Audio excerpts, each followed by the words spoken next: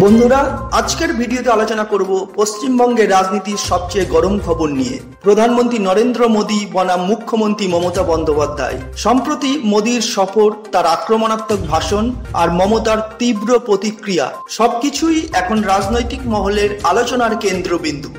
প্রধানমন্ত্রী নরেন্দ্র মোদী পশ্চিমবঙ্গ সফরে এসে একাধিক প্রকল্পের উদ্বোধন করেন। তবে শুধু উন্নয়ন নয়, তার বক্তৃতায় বারবার উঠে আসে চুরি চোর প্রসঙ্গ। তিনি ইঙ্গিত দেন বাংলার শাসক দল দুর্নীতিতে জড়িত। অন্যদিকে মুখ্যমন্ত্রী মমতা বন্দ্যোপাধ্যায় সরাসরি পাল্টা আক্রমণ করেন। প্রশাসনিক সভা থেকে তিনি বলেন, প্রধানমন্ত্রীকে চেয়ার হিসাবে সম্মান করি, কিন্তু বাংলাকে চোর বললেন কেন? আসল চোর তো আপনারাই। ডবল ইঞ্জিন সরকার বলে আক্রমণ করেন। মমতার অভিযোগ, কেন্দ্র ইচ্ছে করেই বাংলার প্রাপ্য টাকা আটকে রেখেছে। ইতিমধ্যেই কেন্দ্র থেকে 186 জন প্রতিনিধি এসে সমস্ত খতিয়ে দেখেছে, তবুও মিথ্যা অভিযোগ তোলা হচ্ছে। তৃণমূল নেত্রীর মতে বাংলাকে বঞ্চিত করার এই রাজনীতি মানুষ মেনে নেবে না।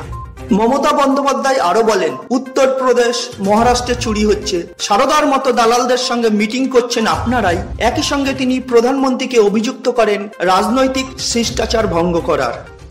বন্ধুরা, আপনাদের কি মনে হয় মোদী মমতার এই রাজনৈতিক সংঘর্ষে শেষ পর্যন্ত কার অবস্থান শক্তিশালী হবে? কমেন্টে আপনার মতামত লিখে জানান। ভিডিওটি ভালো লেগে থাকলে লাইক করুন, শেয়ার করুন আর অবশ্যই সাবস্ক্রাইব করুন আমাদের চ্যানেল। রাজনীতির খবর, খেলার খবরের আরো আপডেট পেতে।